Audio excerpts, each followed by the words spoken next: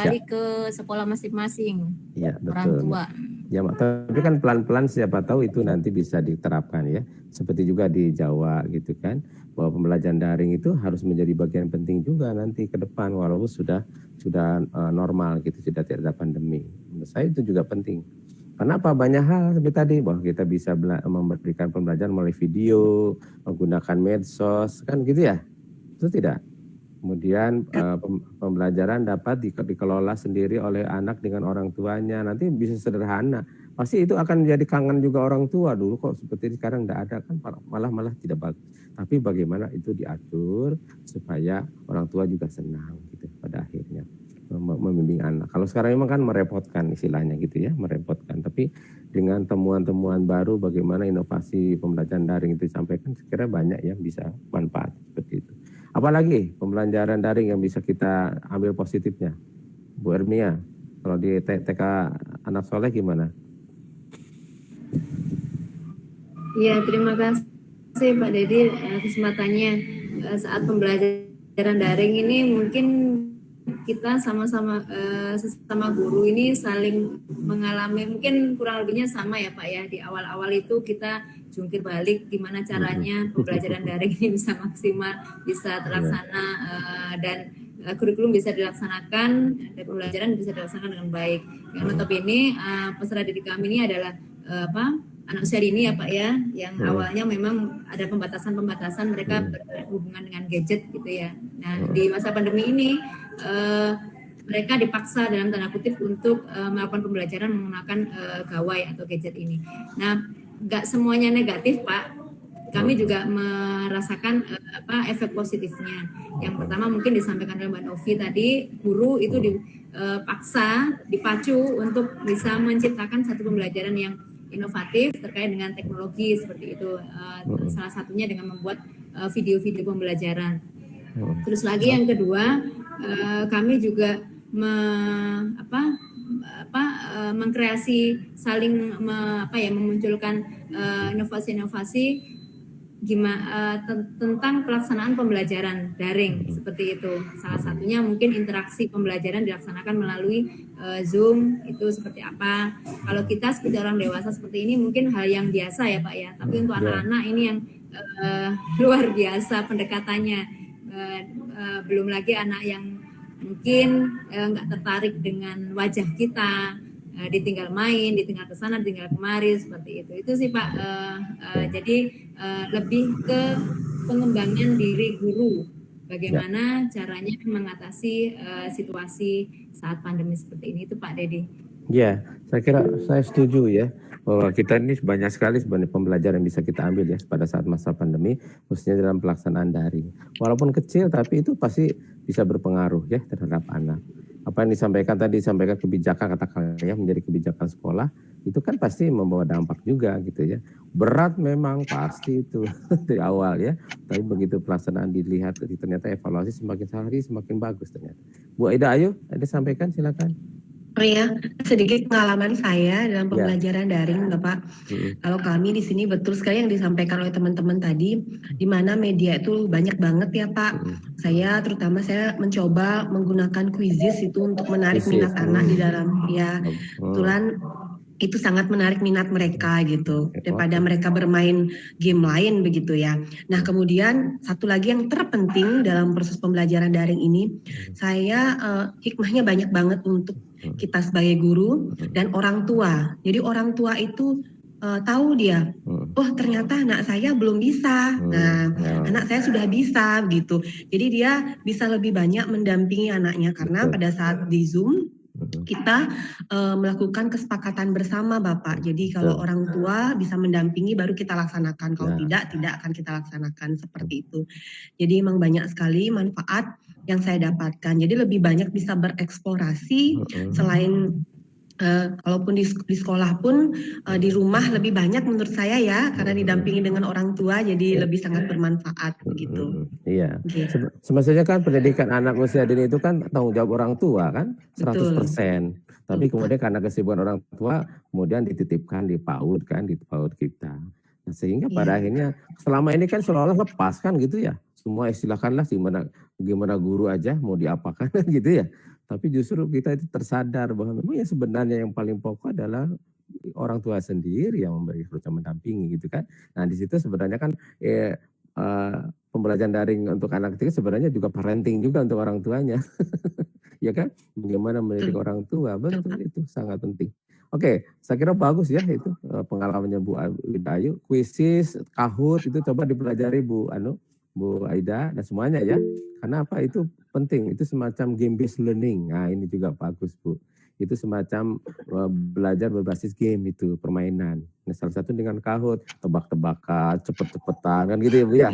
Menarik. Seru Pak. Seru buat anak. Makanya ketagihan. Makanya kemarin saya minta supaya ada yang daftar itu pelatihan Kahoot sama Kuisis ya.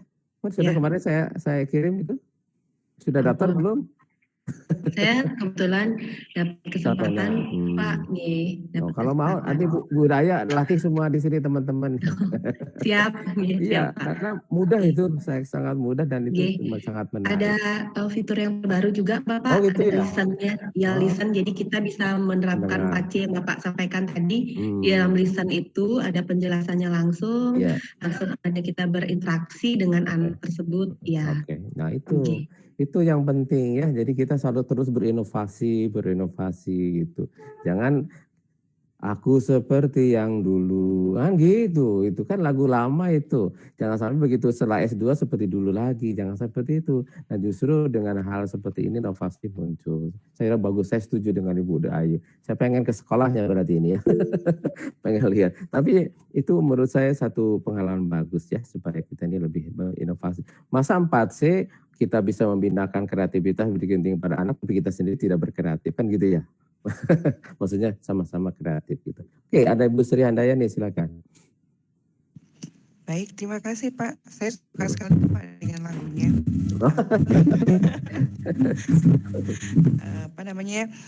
Seperti yang disampaikan Bu Dayu, juga Bu Mia. Jadi kalau untuk di tempat kami, pembelajaran daring ini bagi saya merupakan suatu tantangan. Jadi kita belajar dan berkomunikasi yang berbeda. Dulu kita bisa memeluk atau secara dekat gitu ya dengan anak. Tetapi tidak memungkinkan juga seperti yang disampaikan Pak Dedi, jangan sampai sinyal menjadi alasan untuk kita gitu. Jadi guru banyak lebih berinovasi. Di tempat kami saya bekerja sama dengan RRI. Jadi ada siaran bersama di sana. Setiap hari saya mengisi untuk karakter. Jadi bermain secara bermain pura-pura, bermain peran, bermain konstruksi. Jadi kita sampaikan di radio. Ini saya ada mengisi dongeng di sana. Kemudian juga untuk orang tua ada podcast Guru Berbagi, nanti bisa diakses di Guru Berbagi. Ya memang benar yang disampaikan Pak Dedi, Indonesia tidak semuanya Kota Malang, tidak semuanya Jakarta. Dengan kekuatan sinyal yang luar biasa. Jadi kita juga harus sudah antisipasi juga dengan berbagai media yang salah satunya kalau saya di Kota Malang, saya bekerja sama dengan Radio Pro 3 RRI, kemudian kita podcast dengan Radio Kominfo dari Pemkot Malang, seperti itu Pak Dedi. Jadi ada berbagai macam media. Saya juga setuju sekali dengan yang disampaikan Pak Dedi, jangan sampai aku masih seperti yang dulu dan kita harus selalu terdepan seperti yang gitu Pak ya. Terima kasih Pak. Alhamdulillah, luar biasa Bu Sri. Saya kira ini menjadi bagus ya, pengalaman berharga. Nah, intinya tadi kalau bisa coba analisis kepotensi yang ada di sekitar sekolah itu apa. Tadi radio ya, Radio Pro 3 FM Malang, apa tadi Kominfo, aduh sangat bagus sekali itu. Nah, pasti mereka senang itu. Mereka pasti senang itu ya menerima kunjungan atau istilahnya kerjasama dengan TK-TK. Kenapa ini pun menjadi penting ya? Nah ini yang penting yang harus kita jawab bersama. Kenapa? Coba bahwa pembelajaran daring, penggunaan teknologi, penggunaan jaringan, penggunaan HP, penggunaan gadget, penggunaan internet itu menjadi penting ke depan. Ayo kenapa coba? Saya pengen tahu masing-masing alasannya kenapa. Sekarang Mbak Natalia silakan. Iya Pak, terima kasih Prof. Dedi. Penting itu karena memang kita udah di zamannya 4.0 ya sekarang. Dan anak-anak kita juga harus di zaman ini, masuk di zaman 4.0. Tapi fenomena di lapangan memang perlu banyak sosialisasi, pendampingan kepada orang tua, khususnya seperti kayak kami di Timika Pak. Khusus sekolahnya saya lah pengalamannya. Daring ini tidak efektif masuk, tidak efektif. Kita udah mencoba untuk membuat banyak cara seperti Zoom 1 minggu 1 kali misalnya begitu, biar anak-anak tidak ada hilang ini ya kegiatan face to face gitu kan. Terus diselingi lagi kita kunjungan, pokoknya banyak sekali cara yang kita lakukan. Tapi dari semua cara itu tidak ada yang satu pun yang bisa betul-betul bertahan, bisa dilanjutkan. Akhirnya balik lagi semuanya orang tua di sini bilang, Miss kalau bisa ada tatap muka di rumah siapa gitu kan, dikumpul anak-anaknya. Seperti itu kita ajar bukan hanya anak pribumi di sini Pak yang 7 suku atau yang suku lain juga, khususnya Papua gitu yang luar 7 suku juga. Kita ajar juga tidak cepat seperti itu, mereka tidak cepat menangkap karena mereka juga kurang punya gadget yang seperti kita begitu. Jadi mereka juga sangat tidak familiar dengan namanya Zoom, Google Meet. Kalau WhatsApp mungkin mereka masih bisa, itu ada handphone tapi nggak ada paket. Nah, itu ada paket tapi kadang nge-lag atau orang tuanya pergi kerja mendulang, beberapa orang tua di sini ya Pak ya mendulang emas itu seperti itu. Jadi handphonenya satu keluarga, satu bapaknya bawa, akhirnya tidak begitu. Padahal emasnya banyak itu ya, bisa beli HP berapa itu. Nah, maksud saya pertanyaan Pak ke Bu Natalia, apakah itu akan terus begitu? Sebenarnya tidak, harus tidak. Iya. Orang tua, karena zaman ini sudah zaman 4.0, semua orang tua juga harus mau berubah untuk bisa kenal semua aplikasi media pembelajaran, bukan hanya tatap muka di sekolah. Semuanya bisa dilakukan dengan cara memanfaatkan semua media seperti itu. Sering mengundang orang tua ke sekolah? Iya, ya Pak. Minimal hanya makan-makan, ngobrol gitu. Kalau kayak sekolahnya saya 80% anak-anak Papua Pak. Ya, jadi kita tapi panggil. pernah mengundang orang tuanya ke sekolah? Iya, kita ngobrol pernah 1 kali masa pandemi awal-awal. Disajikan kreasi-kreasi dari YouTube tentang konten pembelajaran anak TK. Mungkin itu dulu Bu. Ya, mungkin bisa dikenalkan karena memang saya paham dengan kondisi yang ada di Papua. Saya juga sering ke sana. Saya melatih dulu di Atambrau, Tambrau ya. Tambrau itu Papua Barat. Nah, itu dari mana itu? Dari dalam kotanya itu apa namanya? Manokwari? Bukan Manokwari. Itu 8 jam itu baru bisa nyampe ke daerah sana. Melintasi gunung apa itu di situ. Dulu pernah ke sana Bu saya. Sama ya kondisinya seperti itulah kadang. Tapi kalau kita tidak bisa coba dengan hal yang sederhana saja mungkin tidak akan pernah berubah. Jadi mungkin daring lah katakan lupakan, tapi hal yang kaitan dengan IT ya mungkin tetap harus dicoba Bu tentang masalah penggunaan teknologi. Dan itu artinya memudahkan sebenarnya bagi guru. Karena kontennya sudah banyak kan di YouTube gitu kan. Kemudian kita sendiri bisa bikin video kita bikin kemudian disampaikan mereka dalam bentuk tayangan, katakan mungkin LCD itu mungkin bisa saja. Tapi yang jelas maksud saya begini, kita ini sekarang berada di abad RI 4.0, betul ya tadi sampaikan ya. Nah kira-kira kenapa kita harus menyiapkan anak didik juga belajar tentang menggunakan ICT? Mengapa coba? Ada yang tahu kira-kira? Mengapa di dalam pembelajar di abad atau di era revolusi industri 4.0 kita harus banyak-banyak memperkenalkan anak dengan teknologi, khususnya informasi dan teknologi komunikasi ya, seperti kaset, kemudian seperti video, YouTube, kemudian juga seperti internet. Kenapa coba? Ada yang tahu kira-kira alasannya? Silakan Bu Rusmi. Bu Rusmiati. Halo.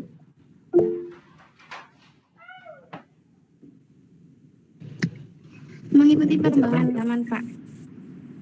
Iya, nah kenapa perkembangan seperti apa yang kita sekarang hadapi? Ya itu tadi. Perkembangan seperti apa yang kita hadapi sekarang ini perkembangannya? Halo? Oke, Bu Siti Hardianti silakan. Oke, Ibu, saya pernah menyampaikan nggak ya di sini bahwa yang kita hadapi di dalam revolusi industri 4.0 itu adalah keberadaan peserta didik kita, generasi kita. Ibu Sursmi bisa di mute dulu. Ya, yang Prof. Ya, silakan. Ya, saya mencoba untuk memberikan pendapat saja, pemikiran tentang peranan teknologi ya yang disampaikan oleh Prof. Berdasarkan pengalaman Ibu Prof, bahwa sebelum pandemi dengan sesudah pandemi itu model pembelajaran hasil kawan dan seperti itu sangat banyak yang berubah. Yang pertama itu adalah perubahan itu adalah dari segi paradigma pemikiran, ya. Dan ini akhirnya ini pengalaman ya, Prof.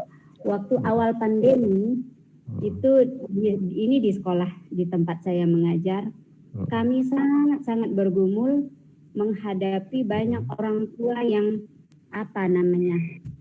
panik gitu kesannya, panik ya. Paniknya macam-macam lah faktornya dan saya bisa paham.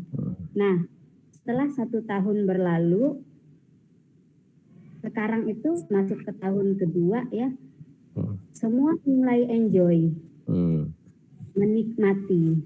Nah, pengalaman saya bahwa waktu awal pandemi itu kan kita menghadapi nih orang tua, kenapa sampai ada yang nggak apa yang lain tidak masuk, anak saya masuk. Oh, tidak bisa, kita melanggar peraturan apa? Kenapa? Karena alasannya beragam. Di sini memang kota emas, Pak. Meskipun begitu, HP semahal apapun, pemanfaatannya yang belum. Mungkin ada, HP-nya ada, laptop ada, tapi pengertian tentang pemanfaatan teknologi itu belum sepenuhnya sadar bahwa itu bisa mendatangkan sebuah keuntungan besar. Ya, betul. Nah, setelah berlalu 1 tahun berikut ini, sekarang memang sudah terlihat bahwa akhirnya orang tua diajak bicara, paradigmanya berubah. Bahwa handphone bukan lagi barang mahal, laptop bukan barang mahal, tetapi sebuah kebutuhan. Yang dimana anak-anak bukan lagi handphone untuk main, handphone untuk game, bolehlah begitu. Tapi mereka udah mulai paham bahwa oh iya, sekolah juga pakai ini. Nah, yang pertama, yang kedua, teknologi akhirnya menolong untuk membuka akses dengan dunia luar. Ya, saya ambil contoh kasus di sekolah saya ya Pak ya. Saya pikir kalau teman-teman lain juga mengalami hal yang sama. Nah, akhirnya kami membuka sebuah kerjasama pembelajaran dengan luar negeri. Nah, ini ada yang bahasa Inggris, ada yang manga, ada yang macam-macam lah ya, kita Mandarin. Nah, dan itu kita buka, kita pakai aksesnya dari teman-teman yang ada di luar negeri. Secara psikologi ini membangkitkan semangat belajar. Teknologi tadi. Yang kedua, orang tua akhirnya berpikir bahwa ternyata dunia itu bukan hanya Timika, bukan hanya Papua, bahwa kita jangkau dunia yang lain. Nah, seperti kita bisa terbuka. Dan itu kemenangan teknologi. Maka saat ini saya pikir Pak, anak PAUD pun itu mereka bukan lagi anak yang bisa dikekang dengan tidak boleh main HP menurut saya. Kembali ke paradigma tadi. Nah, berdasarkan pengalaman teman-teman tadi, saya membaca bahwa memang harus dari orang tua. Jadi tadi Bapak ulang-ulang terus komunikasi dengan orang tua itu penting Bapak ulang-ulang. Betul. Memang awalnya dari situ karena stakeholder pertama yang kita dapat itu orang tua. Jadi kalau mereka paham, maka apa yang kita alami sekarang itu tidak masalah. Nah, yang menjadi PR kita berikutnya adalah kalau nanti terjadi tatap muka. Nah, kehilangan ini itu bukan kehilangan momen di mana teknologi ini nanti mulai berkurang. Di sini kita harus menentukan diri. Tadi ada beberapa teman solusi bikin video. Nah, itu sesuatu ide cemerlang itu. Jadi dirindukan ini nanti. Keadaan ini akan dirindukan lagi. Jadi pertama saya pikir teknologi itu adalah milik semua orang termasuk anak usia. Betul, Bu. Wah, luar biasa ini. Ya, yang kedua bahwa orang tua dia tidak bisa lagi menganggap bahwa teknologi itu adalah milik orang kaya. Betul. Atau milik orang yang jago IT. Tidak bisa lagi. Itu adalah milik semua orang begitu. Itu mungkin Pak yang bisa saya pelajari dari pelajaran hari ini. Luar biasa. Terima kasih Bu Rus, luar biasa. Ibu di Timika ya Bu? Di Timika ya? Dengan Bu Natalia? Satu sekolah dengan beda. Oh beda ya. Baik. Oke, tapi luar biasa ini. Pemikirannya luar biasa ya, sangat-sangat inovatif, sangat kreatif dan betul-betul mengacu ke depan, ke masa depan ya. Bu Tiduk ada yang sampaikan, silakan. Saya kira bagus. Iya Bapak. Terima kasih atas waktunya untuk menyikapi bahwa ada pertanyaan mengapa sangat penting IT atau kita mengikuti era 4.0. Bagi saya atau menurut saya itu teramat penting Pak. Teramat penting bagi motivasi atau menstimulasi arah ke depan untuk anak-anak. Karena apa? Intinya pekerjaan atau apapun di era yang akan mendatang itu digantikan oleh IT, Pak. Betul. Jadi semua itu akan digantikan oleh IT sehingga seenggak-enggaknya kalau kita tidak menstimulasi dari awal, dari dini akan keberadaan IT, otomatis mereka akan tertinggal. Gitu. Contohnya sekarang makanan gitu ya, makanan aja kita sudah BU atau delivery gitu. Kemudian masuk tol, kita sudah tidak diambil ya kartu kita ya, diambil oleh petugasnya sehingga kita langsung memasukkan kartu dengan pakai alat seperti itu. Jadi kalau kita tidak mempersiapkan secara sejak dini untuk otomatis nanti anak-anak juga akan tertinggal. Betul. Sebagaimana hadis yang mengatakan bahwa ajarilah anak-anakmu sesuai dengan zamannya. Betul. Itu. Nah, jadi kita sedikit banyak ya haruslah mengikuti perkembangan zaman seperti biasa. itu. Bu Tindo, Bu Rusmiati dan semuanya saya kira bagus ya, pemikirannya maju semua. Alhamdulillah, mudah-mudahan nanti anak-anak TK kita, mulai anak-anak itu sudah sangat luar biasa nanti ya perkembangannya. Baik, mungkin saya pernah menyampaikan enggak ya karakteristik pembelajar abad 21, abad digital, sudah belum? Belum, Prof. Oke, kalau gitu. Ini saya mohon maaf Bu Sri nanti ya, saya coba ingin sampaikan mengapa gitu ya. Teknologi ICT itu penting sekarang karena salah satunya karena yang kita hadapi sekarang adalah generasi digital gitu ya, generasi milenial, generasi yang memang akan berbeda dengan generasi kita gitu ya. Nah, coba saya ingin sampaikan ya sebentar ya, ini tentang karakteristik generasi digital. Nah ini, jadi kita mencoba sekarang menganalisis tentang karakteristik pembelajar abad 21. Bisa dilihat ya, sudah? Bisa, Pak. Kita ya. Ya, sudah, oke. Bisa Pak. Oke. Nah, mudah-mudahan ini bisa menjadi pemahaman kita ya, bahwa sekarang memang yang kita hadapi anak-anak kita, apalagi generasi yang sekarang, katanya generasi sekarang yang baru lahir sampai usia 5 tahun, itu sudah bukan lagi generasi milenial dan digital, tapi generasi alfa. Wah, itu sudah lebih dari sekedar generasi digital. Ya. Tapi coba kita lihat dulu apa yang terjadi dalam generasi sekarang ya. Sudah terlihat ya? Nah ini ya, jadi kita sekarang punya generasi, sebenarnya ada lagi satu lagi generasi sebelum generasi XZ itu adalah generasi baby boomer. Mungkin Pak Dedi ini masuk salah satunya. Kalau ibu-ibu mungkin sudah generasi milenial. Di sini ada yang lahir tahun 70-an, ada nggak? Nggak ada kan ya? Tahun 80-an semua? Saya Pak. 70. Oh ada satu. Ada yang masa, gimana? 78. Kita itu lewat 70-an semua Pak. Oh 70. Iya, tapi SD 21 rata kelahiran 70.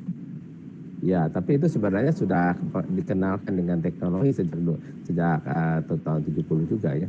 Karena di Amerika itu sudah generasi digital itu sudah sekitar tahun 60-an gitu ya. Tapi mungkin di Indonesia ya sekitar tahun 70-an, tahun 80-an. Tapi inilah yang kita lihat sekarang Bapak Ibu, sebutan generasi ini sangat penting buat kita juga. Karena ini mengacu masalah tahun kelahiran gitu ya. Nah saat ini kita ada di generasi ya, generasi digital dan generasi ini yang sekarang sedang banyak berperan di dalam kehidupan ya. Kenapa mereka disebut generasi digital? Nah, dan kenapa kita gitu ya, terutama saya itu seperti di sini dalam gambar ini adalah disebut dengan imigran imigran digital, bukan native digital. Native itu asli. Nah ini seperti ini. Ini adalah anak-anak yang asli yang lahir sebagai generasi digital. Nah, coba lihat nih, ada semacam, ada yang bisa mungkin yang bisa kira-kira ini tentang pembicaraannya tentang apa? Seperti ini. Ada yang tahu kira-kira? Ini dialog siapa dengan siapa ini? Dialog ayah dengan anaknya. Apa yang didialogkan Bu? Apa yang? Ayah tanya tentang yang di sekolah. Gimana nak? Gimana? Orang tuanya tanya, gimana anak kegiatan kita di sekolah hari ini nak, gitu ya misalnya gitu ya, atau gimana lah, sweet itu manis atau apa gitu. Ya. Dijawab sama anaknya gimana? Ya di buku. Kamu bisa baca di mana? Di blog. Blog. Karena catatan yang mereka lihat, yang pegang sekarang, mereka bukan lagi buku atau bukan lagi di HP, tapi di blog. Blog itu ada di mana coba? Di Website. Online Pak. Di internet kan. Jadi dimanapun kapanpun kita bisa buka dan siapa orang bisa mengakses. Iya, jadi lihat saja katanya gitu kan. Lihat saja kamu bisa baca Ded gitu, atau Pak itu kegiatan kami ada semuanya sudah tertulis di blog saya. Jadi masing-masing punya blog sendiri gitu kan, punya website sendiri seperti itu. Itu saya kira-kira kondisi yang kita coba gambarkan perbedaan antara generasi digital dan generasi imigran ya. Ini kan si bapaknya itu kan generasi imigran gitu. Artinya generasi yang dipaksa ada di generasi digital. Imigran itu kan gitu ya, yang pindah tempat gitu. Seolah-olah seperti itu. Jadi generasi yang dipaksa berada di era digital, itulah generasi imigran seperti kita sekarang. Kalau terutama saya. Kalau yang ini gimana ini? Kalau ini gimana? Bapaknya yang bilang apa itu? Kamu kerjakan PR website saya dan saya kerjakan PR-mu kan gitu ya. Itu kira-kira kondisi sekarang, karena generasi ini yang bapaknya itu generasi yang tidak paham tentang digital, bahkan tentang internet, penggunaan website, blog, mereka tidak paham. Mungkin paham tapi bagaimana membuatnya tidak tahu. Malah anaknya yang lebih ahli kan gitu ya. Pada akhirnya bilang, kamu coba bikinkan website ya, nanti saya kerjakan PR-mu. Itu hanya sekedar semacam apa istilahnya, sarkasme sebenarnya sindiran-sindiran ya. Tapi ini sekarang terjadi di mana-mana seperti itu ya. Di mana orang tua sekarang sudah mengakui bahwa anak-anak yang lahir tahun 80-an itu sudah disebut generasi digital. Ya, gitu ya. Ciri-cirinya sudah jelas di sana ya, bahwa mereka itu memang generasi digital. Nah, coba lihat seperti ini. Apa yang bisa Bapak Ibu lihat, Ibu-ibu lihat tentang ini?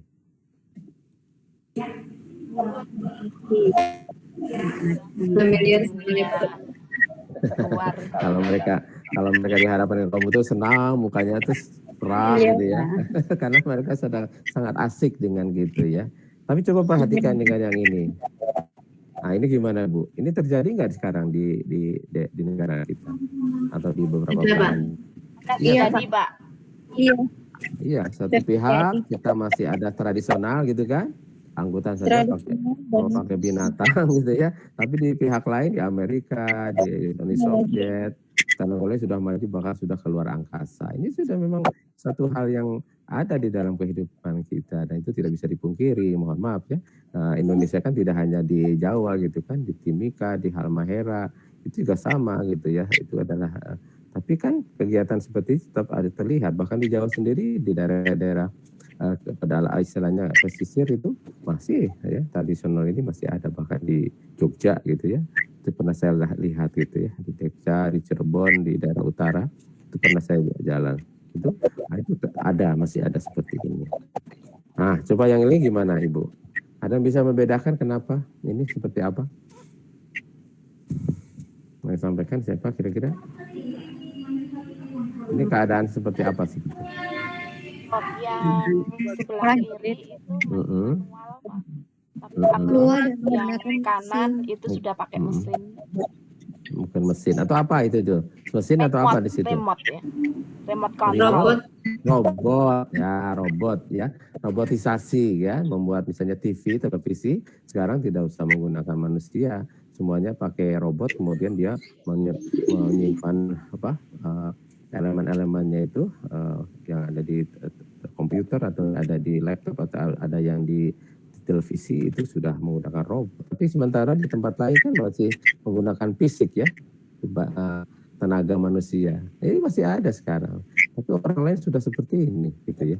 Sudah ke robot gitu ya di negara. Bahkan di Jepang pernah saya lihat sendiri gitu ya waktu saya ke sana. Itu guru sudah sekarang dibantu dengan robot itu ya. Robotnya itu kecil semacam boneka putih. Itu disimpan di rumahnya. Jadi setiap kali orang tuanya mau komunikasi dengan orang tua maupun dengan anak itu menggunakan robot itu, dan robot itu ada kameranya. Jadi bisa melihat gitu ke anaknya, dan anaknya pun bisa melihat ibu gurunya. Jadi komunikasi pendidikan anak PAUD di sana, di TK di sana yang sudah maju ya, itu setiap hari artinya belajar itu tidak hanya dari pagi jam 7 sampai jam 8 sampai jam 11 saja, Bu. Itu bisa kapan saja di mana saja menggunakan itu. Nah, itu di Jepang, karena Jepang sudah sangat maju teknologinya. Nah, gitu ya, seperti itu. Tapi kita belum ya. Ini kebetulan fotonya sebenarnya ada ya, foto tentang robot yang dimaksud tadi. Nah, ini apa ini, Bu? Ini apa ini? Ini mesin cetak, di sini digital ya. Dulu sekarang kira-kira namanya surat kabar masih ada nggak ya? Di Malang sih ada, tapi kayaknya tidak terlalu populer sekarang ya. Dulu kan sangat populer sekali ya surat kabar itu. Beritanya dulu waktu saya datang ke Malang tahun 90-an, itu kita ada di asrama ya, asrama dosen-dosen muda di kampus itu kita langganan koran, satunya Republika, satunya Kompas, satunya Jawa Pos. Kira-kira yang datang duluan ke tempat kos yang mana itu? Yang pagi-pagi datang. Korannya apa? Koran apa? Jawa Pos ya, karena koran Jawa Pos ada di Surabaya kan. Nah, Surabaya ke sini paling 1 jam 2 jam sudah nyampe, berarti jam 7 jam 8 itu pagi sudah ada. Tapi yang namanya Kompas karena diproduksi di Jakarta dulu itu, Republika juga di Jakarta, itu bisa datangnya jam 11 pagi, jam 11 siang. Ini karena perbedaan apa? Karena manual dulu kan, dicetak, diperbanyak, baru didistribusikan menggunakan pesawat, kemudian menggunakan mobil, kemudian barulah ke rumah-rumah. Tapi sekarang gimana kira-kira? Berita itu gimana sekarang? kejadian yang ada di mana? Afghanistan. Berapa jam kita bisa ketahui? Wah, cepat sekali.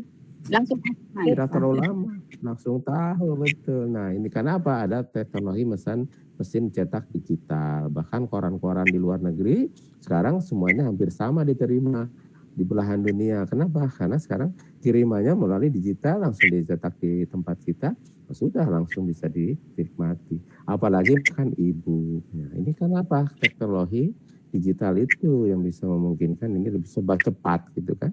Ya, Mbak, ini betul ya, dulu ada Nesbitt namanya itu yang mengatakan bahwa abad sekarang itu abad tahun 2001 itu sebagai abad transparansi. Nah, gitu. Kenapa transparan? Karena berita-berita kejadian yang ada di belahan bumi yang lain bisa langsung diketahui beberapa menit kemudian di negara yang lain. Betul tidak? Pada saat kemarin ada perang Taliban itu ya, penguasaan Afghanistan itu kita langsung 5 menit kemudian sudah tahu beritanya ya, karena melewat digital seperti itu. Jadi cepat ya. Maka teknologi ini menjadi sangat penting dalam kehidupan kan gitu Bu ya, yang positifnya. Nah, ini dulu waktu kecil saya itu paling menginginkan suatu kali saya ingin jadi tukang pos ya, karena waktu itu tahun 70-an itu tukang pos itu sangat diidolakan, sangat dikangeni ya oleh siapapun. Karena apa? Surat ya, dari orang tua, dari saudara itu sangat. Tapi sekarang gimana? Coba pekerjaan tukang pos ada lagi nggak sekarang? jarang Bapak kerjaan. Sekarang kerjanya Pak Pos. Sudah ada ya. Rata-rata kurir. Ya, sekarang udah dipakai semua kurir. Posnya sendiri sekarang sudah tidak ada, karena sudah ada SMS. Nanti kirim barang, bukan kirim surat. Sekarang betul, sekarang sudah kirim barang, barulah barang itu masih tetap ya manual. Tapi lebih cepat kan sekarang. Pesannya tidak harus keluar rumah, pakai HP, pakai Mrs. Sophie, pakai Bukalapak, pakai Tokopedia, gitu kan. Sekarang sudah dari rumah, bayarnya pun tidak menggunakan uang asli gitu kan, tapi menggunakan elektronik, tidak cash sekarang. Kan pakai mobil banking. Tadi pagi saya pesan kecap gitu ya. Kok saya bilang ke istri saya, kok saya kangen ya kecap Majalengka ya. Dulu kan waktu kecil suka Majalengka itu di daerah Jawa Barat itu. Pesen tadi langsung saya kirim. Sudah tinggal dikirim, mungkin besok atau lusa sudah nyampe di rumah. Kecap ya, kecap itu asli tradisional gitu. Saya pesan aja langsung, tidak usah keluar rumah ya. Nah, sambil tiduran malah tadi itu kan subuh-subuh. Jadi artinya sekarang serba cepat, khususnya di dalam hal informasi tentang pesan ya, pesan-pesan bisa menggunakan SMS, menggunakan email dan berhubung ya dengan media sosial. Sekarang sudah begitu cepatnya ya teknologi itu. Nah, kalau kita gimana kalau tidak ikuti itu kan akan terlambat gitu kan.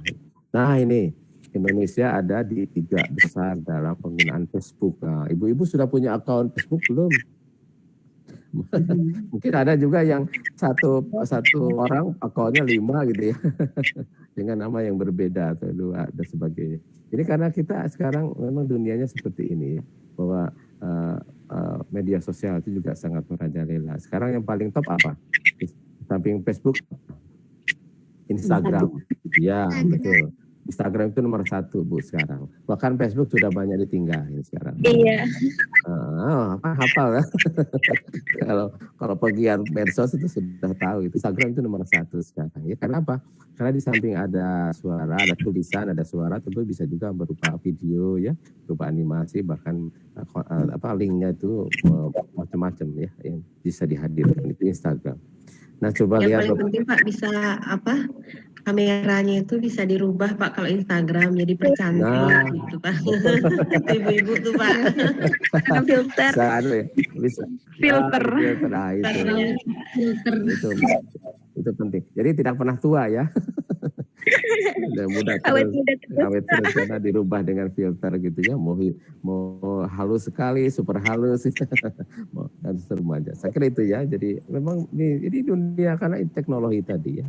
Nah coba perhatikan Bapak Ibu, inilah zaman kita sekarang kan, anak-anak kita ini abad teknologi itu, jadi anaknya pun anak zaman digital milenium itu seperti itu. Mereka sangat dekat dengan masalah gadget, ya, laptop, internet, dan semuanya itu seperti itu sekarang kan. Bahkan anak-anak itu suka sekali, mukanya tuh begitu ceria kalau berhadapan dengan ini. Nah, tapi coba lihat nih 2 hal yang berbeda ini. Yang bawah itu apa Bu yang kira-kira? Kalau dikasih buku malah tidur gitu, jadikan bantal gitu kan. Iya kan, karena memang mereka sudah tidak lagi suka dengan hal kegiatan seperti tertulis, tercetak, kemudian kegiatannya tugas, dalam artian tugas-tugas yang manual seperti itu. Kalau mereka sekarang lain, semua informasi ada di internet, kita olah saja kata dia, ya, diolah saja, itu bahannya sudah tidak lagi membuat sendiri, bisa dicampur-campur dari yang sudah ada, kemudian menyajikan hal yang baru, itu kaitannya seperti itu. Nah, karena kondisi seperti ini, Bapak Ibu, bahwa negara lain itu sekitar tahun 80-an ada fenomena ini. Apa ini? Ada yang tahu? Aliens in the classroom. Apa itu? Apa itu alien itu apa, Bu? Makhluk asing. Makhluk asing, makhluk angkasa gitu. Betul. Tapi di sini maksudnya adalah alien itu adalah keterasingan di kelas, Bapak Ibu. Ibu. Keterasingan di kelas ini terjadi di tahun 80-an di Amerika, di Soviet, di Eropa, di Australia. Kenapa? Bahkan mungkin di Indonesia sekarang ini banyak sekarang ya muncul alien in the classroom. Kenapa coba? Kenapa coba? Ayo. Kenapa kira-kira muncul keterasingan di kelas? Siapa yang merasakan ini? Gurunya atau anaknya? Anaknya, ya guru juga sama merasakan itu, tapi lebih ini kepada anak-anaknya. Kenapa? Karena biasanya kalau orang yang terlalu serius menggunakan handphone, biasanya dia lupa sekelilingnya, Pak, karena fokus. Oke, salah satunya itu. Tapi kayaknya di kelas, Bu, maksudnya kira-kira gimana? Ayo, peristiwa atau situasinya gimana kok muncul keterasingan di kelas pada diri anak-anak? Kenapa? Interaksi, Pak. Interaksi. Ya. Ini diakibat. Gimana? Pembatas. Jadi ini, Pak, dia punya hal yang berbeda dengan secara mayoritas di kelas, sehingga kurang terakomodasi idenya, sehingga dia merasa terasing dengan teman-temannya atau lingkungan di kelas itu. Baik, bagus. Jadi ini adalah suatu keadaan di mana anak-anak itu sudah merasa jenuh di kelas, merasa bosan, dan merasa apa yang diharapkan terjadi di kelas itu tidak seperti apa yang mereka harapkan. Kenapa? Karena ada gap. Ya, ada gap atau ada semacam jurang pemisah antara siswa sebagai generasi digital dengan guru yang masih tradisional. Jadi gurunya kan masih menggunakan textbook, kegiatan kuliahnya ceramah, kemudian latihan, paling-paling ada tugas, gitu aja terus kan seperti dulu kan. Itulah yang seperti saya katakan gambar itu. Jangan sampai seperti itu, jadi di kelas itu. Tapi anak-anak sudah mengenal internet, dia sudah bisa menelusuri aneka ragam bahan-bahan itu dengan cepat karena internet tadi. Sehingga kemudian pada akhirnya dialognya begini terbalik. Pak, sudahlah, jangan terlalu banyak bicara di kelas. Ini mohon maaf ya, sarkasme. Bu, jangan usah banyak bicara. Tugaskan kepada saya apa yang harus saya lakukan. Besok saya akan presentasikan di kelas. Begitu keadaan. Kenapa? Ya tadi. Karena orang gurunya masih tradisional, tidak menggunakan IT, tidak menggunakan internet, bahan-bahannya hanya terbatas pada buku-buku saja, penjelasannya juga hanya ceramah, diberi tugas, latihan, itu saja dulu. Sehingga anak-anak merasa bosan. Tapi anak sudah begitu jauh gitu ya, melangkah dalam hal penggunaan informasi. Mereka begitu cepatnya, banyak sekali bisa diperoleh dengan cepat ya pada saat itu. Sehingga apapun yang ditugaskan, mereka kompilasi, bahwa itu sebenarnya padanya menyajikan sesuatu yang baru. Seperti itu. Muncullah itu karena ada gap tadi, Bu. Gap antara generasi tua, generasi tadi imigran ya, yang dipaksa ada di generasi digital, dan generasi digital sendiri yang sudah paham, sudah terbiasa dengan hal yang sifatnya IT di ICT ya, Information Technology and Communication, dengan menggunakan internet terutama. Dengan melalui fasilitas gadget, HP, komputer, laptop, itu semua sudah cepat mereka sudah kuasai gitu. Itu kira-kira ya. Jadi gapnya itu terjadi seperti ini. Kira-kira di negara kita sekarang ini terjadi ya. Seperti mahasiswa saya sekarang, Sekarang sudah saya pola pembelajarannya sudah lain, tidak harus menjelaskan. Biarkan mereka dulu menjelaskan, baru kita memberi penguatan. Seperti itu pola-polanya. Dan mereka senang. Kenapa? Karena bahannya sudah tersedia semua di dalam internet. Nah, kita hanya memberikan tugas, mereka mengkompilasi. Nah, coba. Kenapa? Nah, ini dia. Karena generasi kita sudah generasi digital. Apa itu generasi digital? Karakteristiknya ya seperti ini. Ya, kelihatan ya? Nah, ini kira-kira ada sekitar 8 atau 7 ya. Ada 7 karakteristik dari generasi digital. 1, kita mulai dari atas dulu. Ada yang bisa bedakan? Halo? Mengenal teknologi sejak dalam rahim ibu. Betul tidak? Halo? Betul, Pak. Nah, kenapa? Buktinya apa? Memberikan stimulasi kepada anak saya saat hamil, mendengarkan musik Mozart, klasik, begitu Pak. Ya, artinya mereka sejak usia berapa bulan di dalam lahir mereka sudah berinteraksi dengan lingkungan sekitar. Ada yang tahu? Ada yang Ustadz ini, Ustadzah? Yang paling terasa itu Pak, kandungan dari usia 4 bulan. Itu langsung ada baliknya. Ya, itu ada di dalam agama Tetapi kita ya. Sebagai ibu yang mengandung itu mulai tahu kehamilan ada, itu kita sudah mulai menstimulasi dari awal, kita ulus-ulus, itu kan sudah kontak. Dan biasanya kalau didengarkan murotal atau apa Pak, kalau usia 4 bulan itu langsung memang terasa. Betul. Ya, artinya kehidupan manusia. Dan saya itu rasakan stimulasi dari dalam kandungan itu luar biasa Pak. Betul. Saya 5 kali hamil dan itu saya terapkan imbasnya dari anak kecil sampai masa anak kita di masa usia PAUD itu, kalau stimulasi dari kandungan kita sudah lakukan, itu luar biasa Pak. Anak kita, alhamdulillah saya punya anak 5 itu tidak ada kendala. Semua dari masa kecilnya sampai dia sekarang sudah kuliah, alhamdulillah nggak ada karena stimulasi dari kehamilan. Bagus, ya, itulah generasi digital.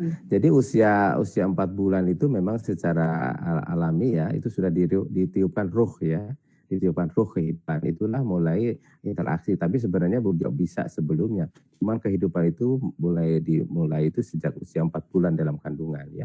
Sehingga makanya jangan terlambat ini supaya tahu ya bahwa saya hamil atau tidak itu. Supaya tadi kita siapkan Nah, salah satunya apa? Stimulasi itu yang perlu diperlukan. Nah, coba lihat, betulkah di dalam rahim mereka sudah mengenal teknologi? Ayo, buktinya apa? Sebut saja satu alat. Kita mengaji, sebut kita saja. dengarkan musik itu langsung bereaksi. Oke, tapi sebut saja satu alat yang itu oleh dokter disengaja kan? Ya. Kemudian USG itu sudah satu teknologi yang langsung dikenalkan pada anak-anak kita. Stetoskop, cara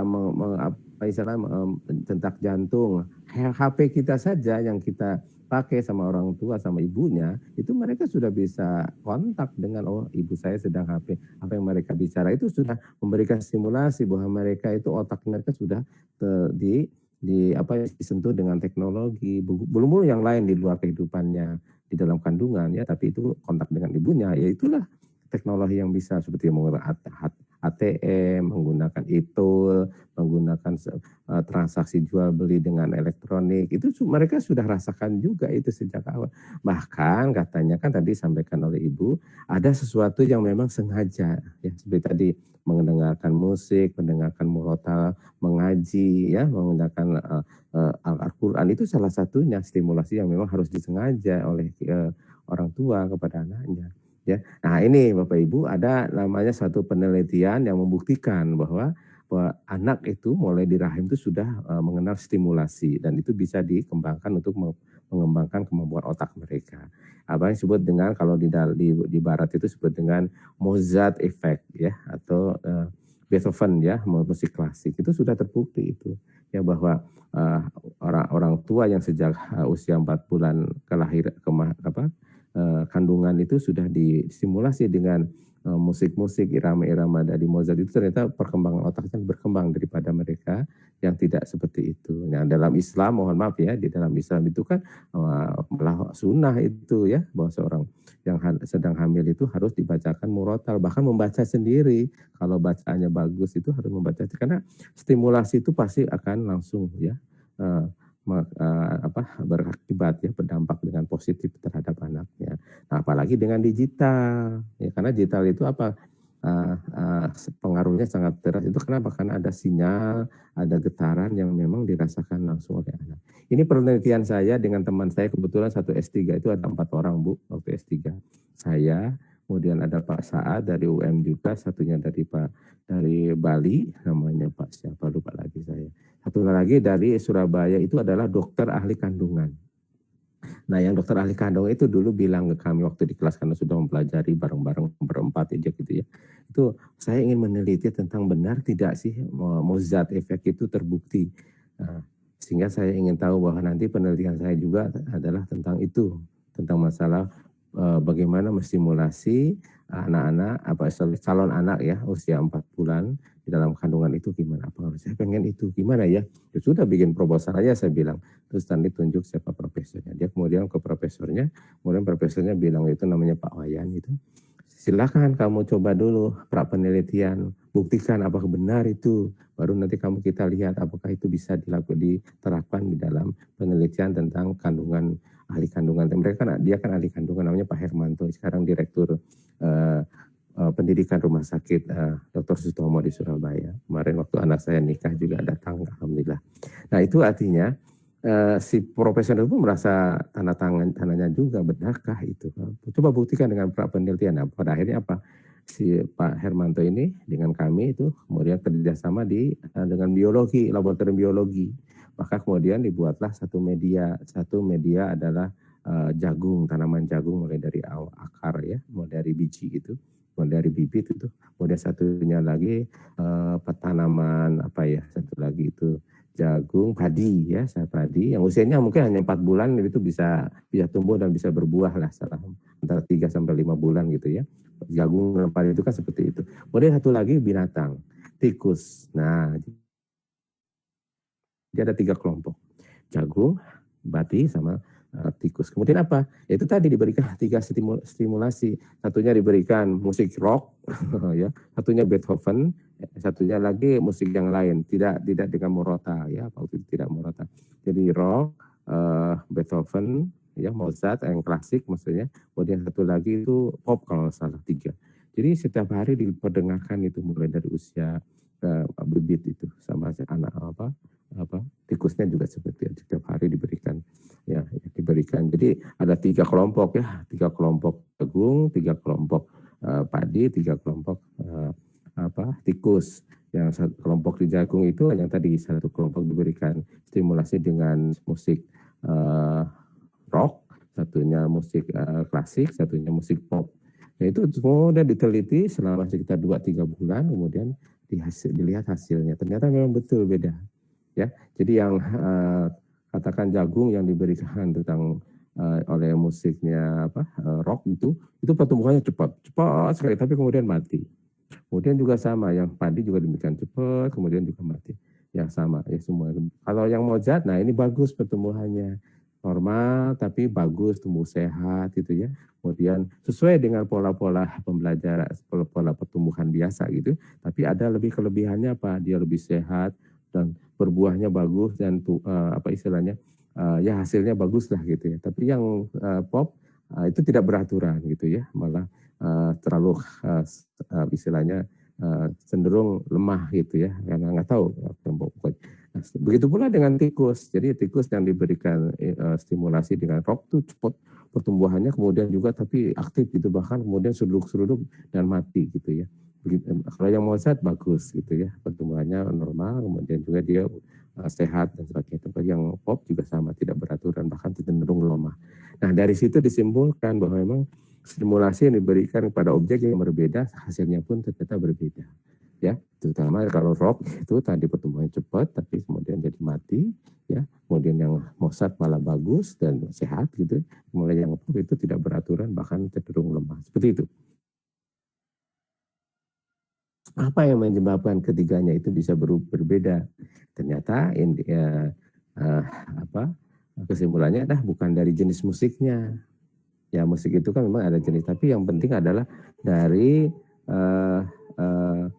getaran, ya getaran yang dihasilkan dari jenis musik itu kesimpulannya. Jadi getaran-getaran yang diberikan oleh stimulus dari musik rock itu yang cepat-cepat itu yang desibelnya ukurannya saya tidak tahu berapa. Kemudian dibandingkan dengan yang Mozart itu dengan ukuran yang halus dan memang cenderung bagus, dinamisasinya bagus, itu bagus. Kemudian yang pop juga sama tidak beraturan, artinya tinggi rendahnya itu yang sesukanya penyanyi saja gitu, atau sehingga tidak beraturan dan cenderung tidak sehat. Nah, itu pada akhirnya kesimpulannya adalah pada getaran, bukan pada jenis musiknya. Nah seperti itu ya pada akhirnya. Nah, kemudian sampai kala itu hasilnya kepada promotor. Tapi kemudian dari pertanyaannya, kejadian yang bagus itu yang mana? Yang ini Beethoven Pak. Maka itu nanti kalau kamu akan terapkan, iya. Terus kalau yang rock gimana? Apakah ada nanti ibu-ibu yang mau gitu ya? Begitu usia 4 bulan langsung diberikan musik rock, pasti tidak akan mau. Gitu pula yang pop tidak. Yang maunya semuanya Beethoven. Nah, kalau itu sudah terbukti, butuh apa lagi diteliti. Tapi dari hasil riset penelitian itu kita simpulkan bahwa stimulasi yang diberikan gitu ya, kepada istilahnya bibit, mulai dari bibit sampai akhir itu sebenarnya bisa mempengaruhi perkembangan dari masing-masing objeknya gitu ya. Apalagi juga sama itu bisa dikaitkan dengan masalah pertumbuhan janin di dalam rahim ibu. Ya pada akhirnya kesimpulannya itu tadi ya, stimulasinya harus diberikan yang bagus, bukan hal yang jelek malah. Yang saya katakan yang bagus itu tadi ngaji, murotal, kemudian diskusinya.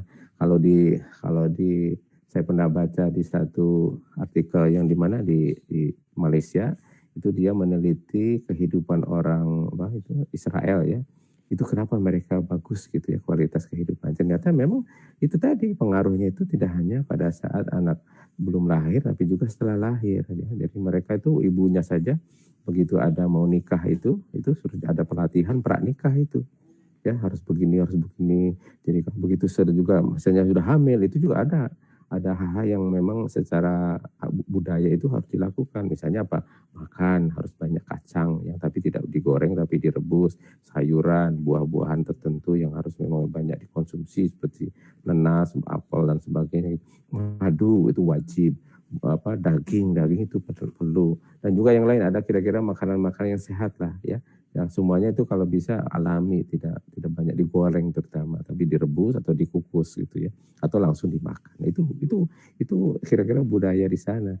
Kemudian setelah usia anaknya kehamilan sekian, itu ibunya sama bapak itu harus katakan mengerjakan TTS gitu ya, melatih logika matematiknya, mendengarkan musik, mendengarkan murotal, itu ada.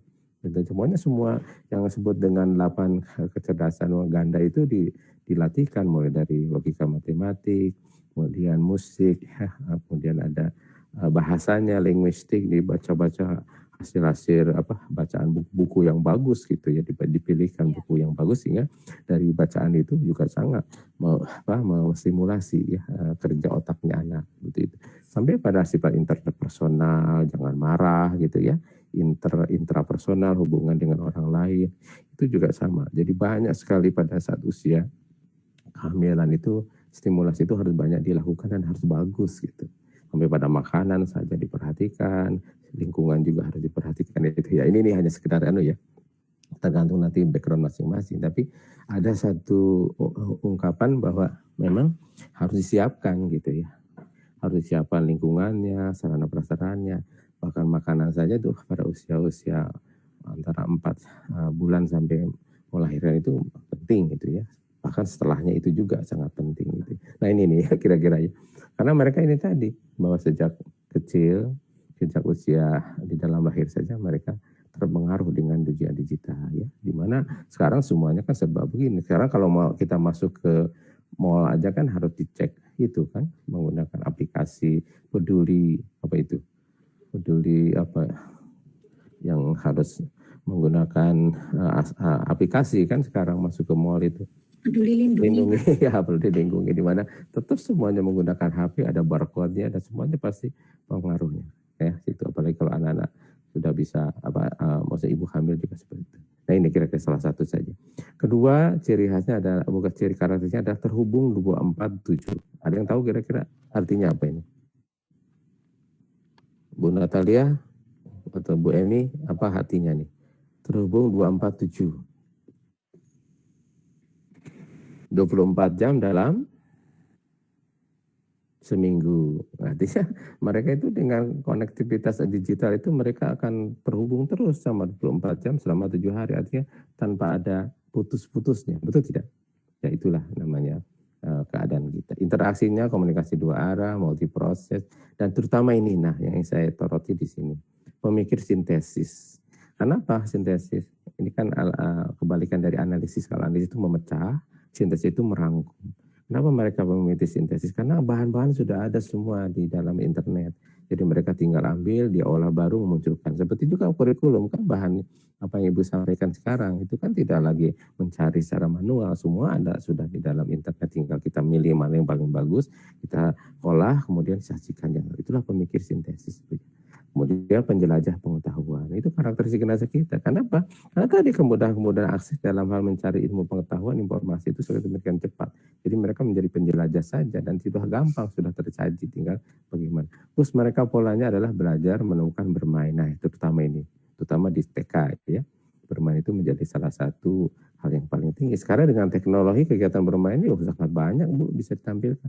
Game based learning ya, atau belajar berbasis game, menggunakan Kahoot, menggunakan tadi gamifikasi, menggunakan Squeezes ya, menggunakan Canva, menggunakan banyak sekarang aplikasi-aplikasi yang bisa dipakai untuk bisa bagaimana belajar itu disajikan dengan cara bermain seperti itu. Ini penting. Terus mereka adalah melek multimedia. Dibanding kita, mereka lebih banyak belajar dan cepat ya literasi multimedianya. Nah, kira-kira ini Bu, kenapa generasi kita ini generasi digital? Semuanya ada sekarang. Nah, kita hanya bisa tinggal memfasilitasi saja. Ya, saya kira itu. Nah, pola pembelajarannya juga akan berubah. Kalau dulu seperti ini, gurunya menjadi satu-satunya sumber belajar. Sudah berubah ya ini tampilannya? Halo? Belum, Prof. Belum? Belum, Bapak. Belum, Prof. Berarti harus ke sini. Sudah. Nah, sekarang sudah. Ya ini kan dulu pola pembelajarannya nih, duduk ke depan, ada gurunya satu memperhatikan guru. Tapi kemudian berubah kan, active learning ini tahun 2010-an. Nah sekarang, ini yang kita sekarang harus lakukan di kelas kita. Apa itunya? Ada yang tahu? Ada yang kira-kira siapa yang mau? Menyampaikan idenya atau mempresentasikan yang sudah dilakukan. Oke, bagus. Ada lagi? Bu Herati, apa kira-kira yang bisa lihat dari gambar ini? Diskusi, Pak. Diskusi, apalagi? Apalagi, Pak? Gurunya kemana coba di situ? Itu siswa yang jadi mentor, Pak. Mentor, iya bagus. Kata kuncinya adalah di sini antara siswa dengan siswa saling membelajarkan, itu intinya ya. Kegiatannya berupa diskusi, kerja kelompok, presentasi, apapun ya. Tapi di sini konsepnya dibanding dengan tahun 70-an bahwa guru menjadi sumber satu-satunya belajar, dan di sini sering interaksi antara satu guru dengan siswa dan guru siswa dengan siswa. Di sini malah lebih dari sekedar itu. Peran guru sudah tidak kelihatan, tapi anak dengan anak saling membelajarkan. Nah, ini konsep penting. Gurunya apa tugasnya? Tugasnya hanya dua yang paling utama. Satu apa? Sebagai motivator, ya, mendorong bagaimana terjadi pembelajaran, dan fasilitator, ya, yang mempermudah kegiatan belajar. Dengan cara apa tadi? Menunjukkan keanekaragaman sumber belajar, gitu. Makanya penting ya di dalam kurikulum PAUD kalau bisa identifikasi sumber-sumber belajar yang sekitar sekolah itu apa saja. Mereka bisa belajar dari situ, apalagi kalau secara digital ya, secara digital yang mereka harus ada banyak cara untuk bisa mempelajari bahan secara digital. Itu kira-kira Bu ya. Jadi ini peristiwa yang sekarang harus terjadi dalam zaman digital itu seperti ini. terutama ini di mana mereka sudah karena tadi sebagai pembelajar, ini penjelajah pengetahuan, mereka sudah pemikir sintesis, kemudian mereka multimedia, maka pembelajaran itu tidak lagi ada dari guru hanya tadi memfasilitasi saja. Oh kalau kita tema ini coba sekarang kita bicarakan ya Nana, coba ada yang tahu, ada yang mau nggak mencari bahannya dari segi apa, misalnya tentang petani katakan ya, mohon maaf. Siapa tahu nanti anak bisa dibagi ya, saya cari tentang hal-hal yang mereka kerjakan di ladang petani apa saja. Oh yang ini saya kehidupan di rumahnya seperti apa petani itu ya dengan karakteristiknya, atau mungkin tentang hal lainnya. Jadi bahan-bahan tentang petani itu bisa dibagi-bagi kepada anak ya. Kemudian mereka mempelajarinya dari sudut yang berbeda. Itu kan bagus sehingga memperkaya tentang masalah petani. Tentang kendaraan misalnya ya, transportasi. Bisa saja satu anak bicara tentang transportasi udara, satunya transportasi darat, satunya transportasi tradisional, yang satunya mungkin yang lain. Itu bahan-bahan itu tidak lagi kita yang sampaikan. Tapi mereka mencari dulu, nah kemudian disampaikan di kelas, barulah kita beri penguatan. Begitu pola-pola pembelajaran, karena mereka saling membelajarkan. Seperti itu, Bu. Itu kira-kira apa yang bisa kita lihat nanti di dalam peristiwa pembelajaran di abad 21 itu seperti itu. Karena mereka sudah menjadi generasi digital dan mereka sudah bisa mencari bahan itu dengan sebaik mungkin dengan secara mandiri dan menjadi pemikir sintesis, dan konsep belajarnya tidak lagi satu arah, dua arah, tapi justru belajar, menemukan dan bermain. Itu kira-kira pola-polanya. Karena mereka sudah melek multimedia. Seperti itu, Bu, ya.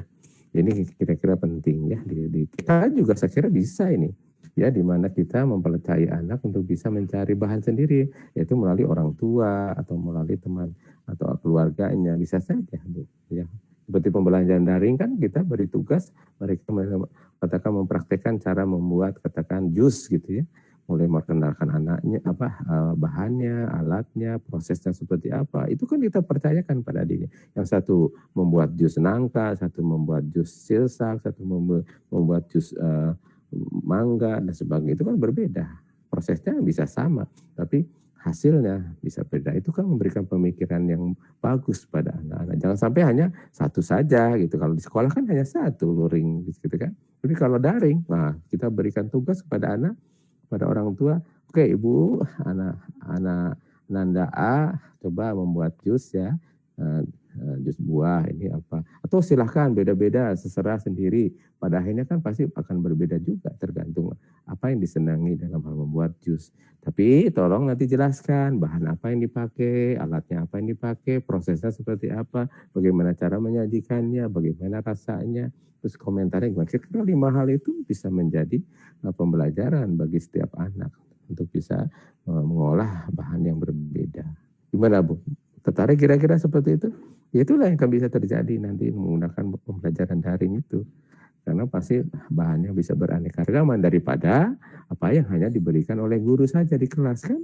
Nah, tergantung kalau gurunya pun gitu. Tapi kalau itu diserahkan pada anak, pada orang tua, itu kan bisa berkembang ya tentang medianya dan sebagainya. Oke, nah kira-kira ini supaya mereka menjadi manusia mandiri, bisa mengambil keputusan, memecahkan masalah, mengolah waktu, kapan saya belajar, saya harus bekerja dan sebagainya, bisa belajar bagaimana belajar. Artinya dengan pembelajaran yang sudah ada mereka harus mengamati, oh saya dulu pelajaran saya bagus sehingga saya terapkan ini, saya kembangkan ini gitu. Kemudian mereka bekerja sama. Itu kira-kira supaya kita nanti mendidik anak-anak yang sebagai manusia yang mandiri ya. Ini ciri-cirinya ada 5, mungkin bisa 7 ya, tapi ini kira-kira. Nah kira-kira itu Bapak Ibu ya tentang karakteristik ya. Keadaan kita kan di digital imigran sekarang, tapi anak-anak sudah di internet, tapi harus ada kerjasama karena walaupun bagaimana generasi imigran itu punya pengalaman, harus dikolaborasikan dengan anak-anak. Maka tugas kita, peran kita dalam sebagai digital imigran, kalau memang seperti itu harus kolaborasi ya, seperti tadi. Peran kita adalah sebagai motivator dan fasilitator. Anak-anak yang aktif belajar. Belajar itu tertumbuh pada aktivitas pendidik anak sendiri ya. Bahan bahan-bahan dikelola sendiri oleh anak-anak, kemudian disajikan sendiri, dikelola sendiri, kemudian baru mereka sajikan di dalam kelas seperti itu. Ya, oke, saya kira itu dulu ya, karena ini sudah 10.35, sudah melebihi. Insya Allah kita akan tambahkan, karena banyak hal yang lain juga yang bisa Pak Dedi sampaikan tentang masalah generasi digital ini. Ya, ada dilemanya, ada bagaimana upaya yang perlu disampaikan di kelas, ya, sampai hal yang lain. Mungkin nanti minggu depan saja, supaya ada penasaran. Saya kira itu ya dulu dari saya.